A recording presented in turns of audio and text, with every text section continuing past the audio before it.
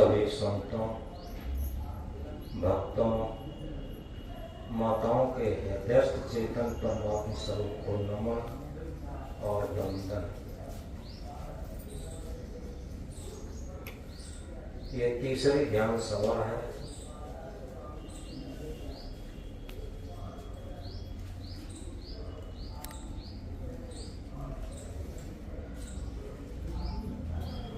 पहला सूत्र बताया जा चुका है।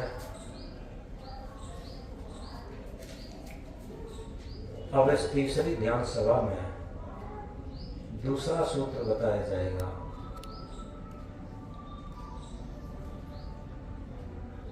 पहले सूत्र को थोड़ा रिपीट कर देते हैं, कुछ नए लोग भी आते हैं। यथार्थ में पहले सूत्र में हमें जीवन को सहज और सरल बनाना है। जीवन को सहज और सरल बनाने के लिए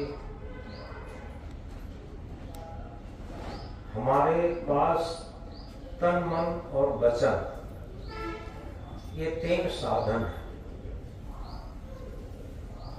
सद्गुरु ने बताया है 10 दोषी कर्म तन, मन, वचन, गुरु इन्हें समझाते हैं। जो नहीं इनका त्याग करे वो अंत समय पछताते हैं। तन के 3 पाप होते हैं: गाली, निंदा, झूठ। गाली देना, निंदा करना, झूठ बोलना। मन के 4 पाप होते हैं: छल, ईर्ष्या, मान, कपट। वचन के 3 पाप होते हैं। वचन के 3 पाप होते हैं: गाली, निंदा, झूठ। तन के 3 पाप होते हैं: चोरी, हिंसा, व्यभिचार। मन के 4 पाप होते हैं: छल, कपट, ईर्ष्या, द्वेष। तो इस तरीके से ये 10 दोष हमारे तन, मन, वचन के छूटने लगते हैं तो हमारा जीवन सहज होने लगता।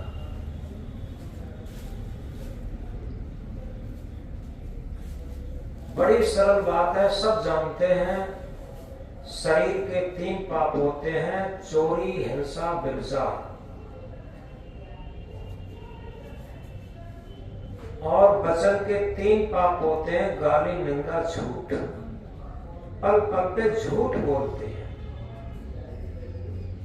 और यहां तक है अपने से ही झूठ बोलते हैं।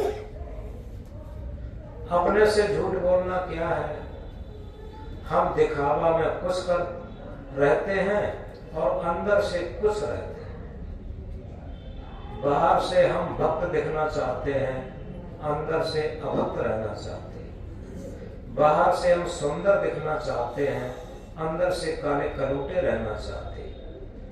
बाहर से हम सज्जन दिखना चाहते हैं, अंदर से दुष्ट दुर्जन रहना चाहते हैं। बाहर से हम संत दिखना चाहते, अंदर से असंत रहना चाहते। ये सब अपने से झूठ बोलना है। तो इस तरीके से जो हम बाहर से दिखना चाहें वो अंदर से हो जाना ही सरल और सहज जीवन है।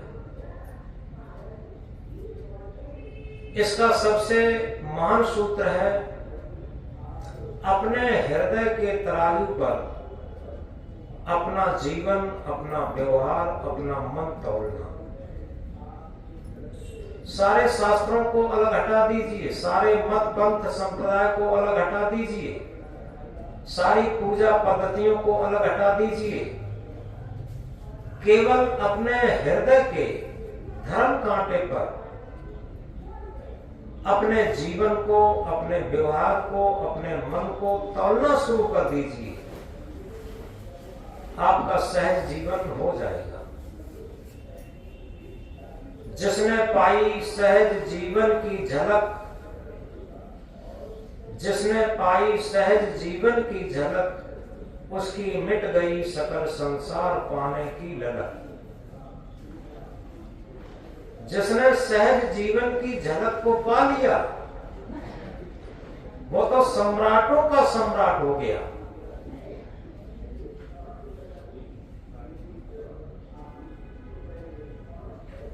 चाह गई चिंता मिटी मनुआ बेपरवाह, जिनको कछु न चाहिए सोई शान पद सा। जिसकी चाहनाएं खत्म, वासनाएं खत्म, एक सहज जीवन, सरल जीवन, निष्काम जीवन, निस्वार्थ जीवन, वो सम्राटों का सम्राट। मनुआ बेपरवाह, बड़ी महत्वपूर्ण बात, बहुत मोस्ट इंपॉर्टेंट बात। जिसका मन संसार से बेपरवाह हो गया। बेपरवाह का आशय कोई आकर्षण नहीं, कोई आसक्ति नहीं, अनासक्त मन। अनासक्त मन ही सम्राटक की तरफ आ सकता, या यूं कहें अनासक्त मन के अंदर ही सम्राटक जागृत हो सकता। ये पहला सूत्र है। एक बात याद आती है इसी बीच,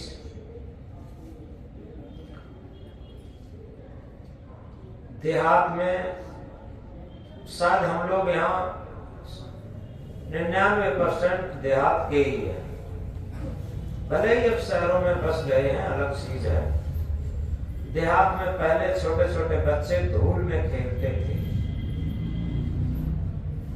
और धूल का घर घर खेलते थे। उसमें गीली बालू लाकर, गीली मिट्टी लाकर के लड्डू बना लेते थे और किसी पेड़ के पत्ते लाकर के पूड़ी बना लेते थे, पूड़ी पूड़ी खेलते थे। फिर पंगत लगाते थे, लड्डू साहब पूड़ी साहब, लड्डू साहब पूड़ी साहब, खूब आपस में बच्चे खेलते थे।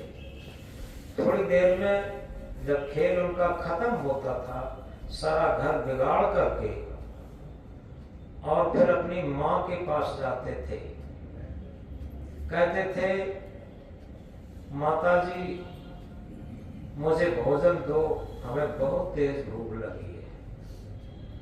तो माँ मुस्कुराती थी और कहती थी, अभी तो तुम खूब पंगत खेल रहे थे, पंगत खूब लड्डू पूड़ी खा रहे थे, वहां तृप्त नहीं हुए, अपने नहीं। बच्चे कहते थे, अरे माता जी, अरे मम्मी, वो तो झूठ माठ था, हमें सच्चा भोजन चाहिए। जब माँ थाली में परोस करके सच्चा भोजन देती थी तब वो तृप्त होते थे, खुश होते थे। ऐसे ही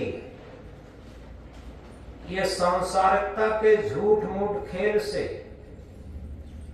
ये झूठ मूठ खेल कब समझ में आता है? या तो ध्यानी को आ सकता, या एक वृद्ध व्यक्ति को आ सकता जो मौत के बिल्कुल सन्निकट अपने को देखता। ध्यानी तो हमेशा मौत को उपस्थित ही रखता, लेकिन एक वृद्ध व्यक्ति भी जब उसे मौत दिखाई देने लगती तब ये झूठ मूठ खेल, बच्चों जैसा खेल दिखाई देने लगता। और इस सांसारिक झूठ मूठ खेल से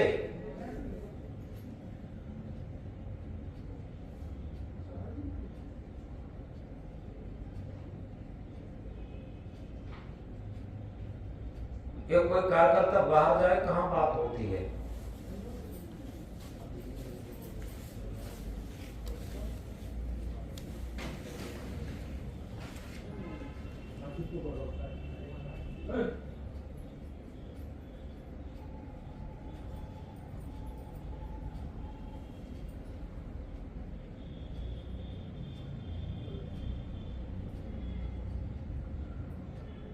तो अगर वास्तव में हम सच्चे जिज्ञासु हैं तो हमें सब पता लग जाता है, क्योंकि हमें मृत्यु का दर्शन होने लगता। आप लोग कहेंगे कि मृत्यु को लोग मृत शब्द को भी अपशगुन मानते, लेकिन सच बात यह है, ये कहा है सपना यह संसार लागता आय के, चले जुआ में हार मनज तन पाए के। सपना यह संसार लागता आय के, चले जुआ में हार मनज तन पाए के। देखत सोना लगे सकल जग कांच है, देखत सोना लगे सकल जग कांच है, जीवन कहिए झूठ सो मरना सांच है। अब आप समझ गए होंगे, जीवन कहिए झूठ सो मरना सांच है। जिसे मरना सत्य दिखाई देता, दिखाई नहीं देता, सत्य है ही। और इससे पहले एक लाइन में बताया है, देखत सोना लगे सकल जग कांच है। ये सारा संसार देखने में सोने के समान प्रिय लगता, लेकिन सोना नहीं है, कांच है। कांच कैसा होता? जो जरा सा धक्का लगा और टूट गया। ऐसे ही ये सारा संसार ऐसा ही है, जरा सा स्वार्थ में धक्का लगा, जरा किसी का स्वार्थ पूर्ति नहीं कर पाए, वही टूटने लगता, छिटकने लगता, दूर हटने लगता। तो ये कांच के समान टूट जाता, बिखर जाता, छूट जाता। सपना यह संसार लागता आए के, चले जुआ में हार मनज तन पाए के। जीवन कहिए झूठ सो मरना सांच है। यथार्थ में ये जीवन झूठ मूठ बच्चों जैसा खेल मालूम पड़ता है। कब? या तो हम ध्यान की अवस्था में हों और या फिर मृत्यु की दहलीज पर हों, दोनों की स्थिति एक ही होती। ध्यान भी मृत्यु की दहलीज के समान होता, और असत्य की मृत्यु होती है तो सत्य का दर्शन होता। याद रखें, ध्यान में यही होता है, मृत्यु सिखाया जाता, यहां सब भुलाया जाता। एक साधक एक प्रसिद्ध संत के पास पहुंचे और ये कहा कि महाराज, मैंने सुना है कि आप ध्यान सिखाते हैं। तो उन्होंने कहा, आप गलत जगह पर आ गए। अब वो चौंके, जिज्ञास चौंके। उन्होंने कहा, गलत जगह तो नहीं, आपके ही पास बताया, आपका ही नाम बताया। तो उन्होंने कहा, बताया जरूर होगा, लेकिन यहां सिखाया नहीं जाता, यहां सब बुलाया जाता। जितना जो कुछ आज तक आपने जाना है उसको भुलाया जाता, और सब कुछ की विस्मृति कर देना ही सत्य की स्मृति है। जहां पर असत्य की विस्मृति होती है, वहीं पर सत्य की स्मृति आती है, और सत्य की विस्मृति, असत्य की स्मृति का नाम ही सच्चा ध्यान है। ये शास्त्रों से हटकर बात है, शास्त्रों की रटी रटाई बात नहीं। ये सहज सरल भाषा में सबकी समझ में आ चुके। आप किसी भी मत के हो, किसी भी मजहब के हो, किसी भी पूजा को मानते हो, और किसी भी मत मजहब के अनुसार जानते मानते हो, इससे कोई मतलब नहीं है। जिस क्षण वो सब विस्मृति हो जाती है, तभी सत्य की स्मृति आती है। तो इसलिए ये प्रथम सूत्र की कुछ याद दिलाई। अब हम दूसरे सूत्र को आपके सामने उपस्थित कर और इसके बाद अभ्यास में उतरेंगे।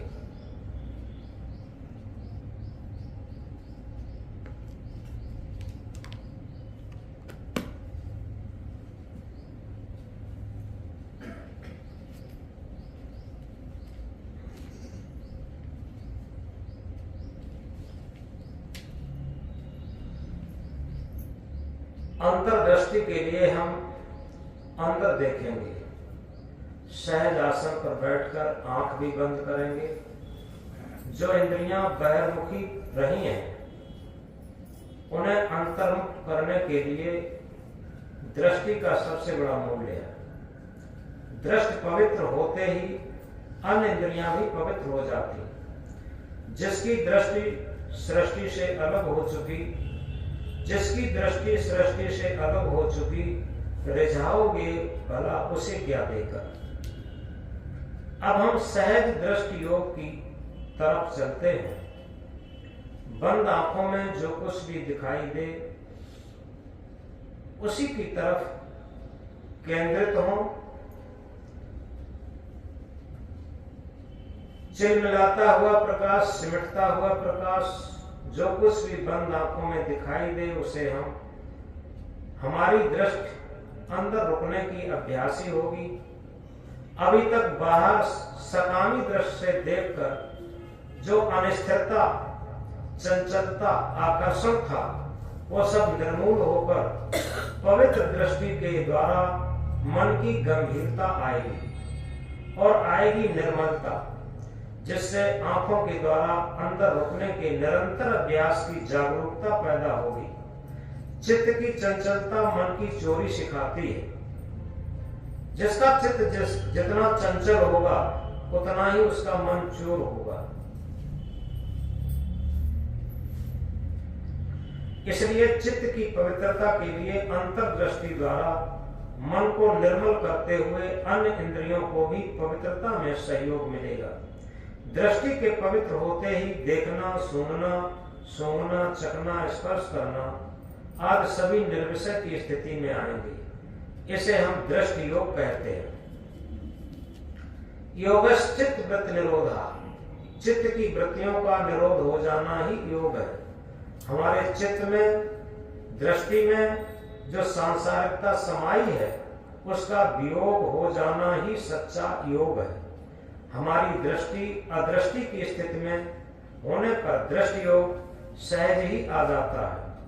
निर्मल दृष्टि के अंदर संसार नहीं समाया होगा, उसके चित्त में करुणा का आयाम होगा जो दया का स्वरूप है। जहां भी जागृति का क्षण आया है वहां करुणा का साम्राज्य पहले आया है।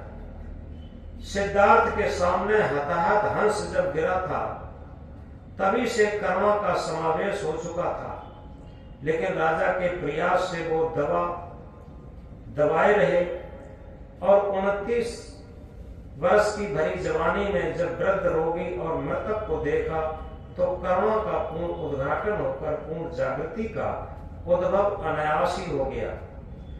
आंखों में करुणा का साम्राज्य आते ही अंतर्दृष्टि जागृत होकर हृदय में विराग का दीपक स्वतः चमकने लगता है। जहां पर स्थिति आती है, घाव काहे पर घालो, जित देखो तित प्राण हमारो, तन मन वचन से किसे चौक पहुंचाऊं। जहां देखता हूं प्राण प्यारा ही तो दिखाई देता है। वही साधना की स्वाभाविक प्रियता की अखंड धारा फूट पड़ती है। हम नित्य अभ्यास के द्वारा नित्य के संबंध में अविचल विश्राम की सहजता को प्राप्त हो जाएंगे। संसार की प्राप्ति श्रम साध्य है और आंतरिक स्वस्वरूप की प्राप्ति विश्राम साध्य है, जिसे हम पूर्ण अमन की स्थिति कह सकते हैं, जो जीवन की स्वाभाविक धारा। सत्य की खोज में निकला हुआ साधक किसी कल्पना में नहीं बह सकता।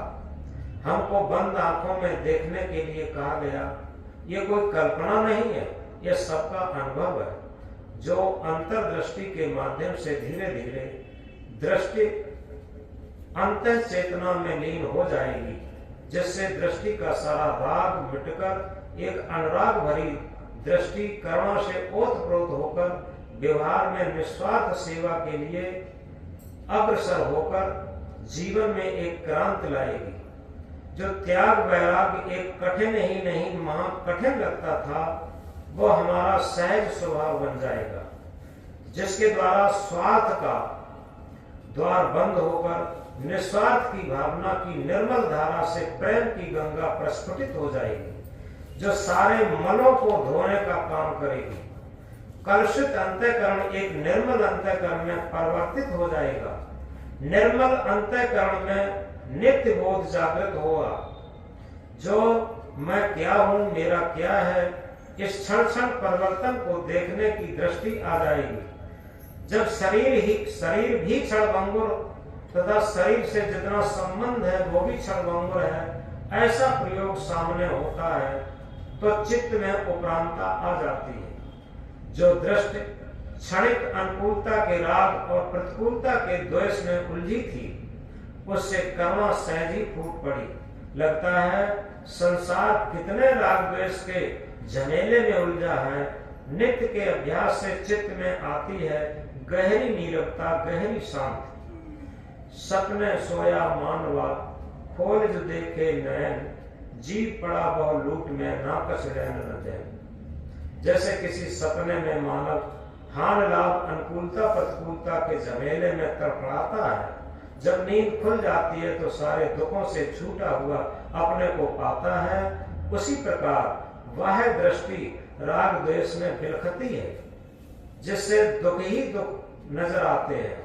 जो सपना सदृश है, अंतर्दृष्टि होते ही सारे दुखों के झमेले छूट जाते हैं, जो पूर्ण जागृति है। जहाँ सेवा वहाँ त्याग है, जहाँ त्याग वहाँ प्रेम, निर्मल अंतःकरण जहाँ वहाँ शांति सुख चैन। चितमन जब अंतर्मुखी दिल से करुणा जाग, उनमें बसे विराग सुख, छूटा द्वेष और राग।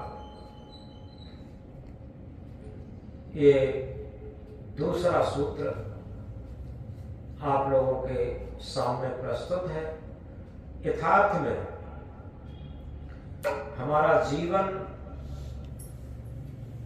जीने का ढंग जब बदल जाता है, मेरे जीने का ऐसा ढंग आ जाए, हमसे न कोई तंग आ जाए, यदि हमारे जीवन जीने का ऐसा ढंग आ जाता है तो निश्चित है हमारी जो बहिर्मुखी दृष्टि है वो अंतर्मुखी व्यवहार काल में भी रहती है।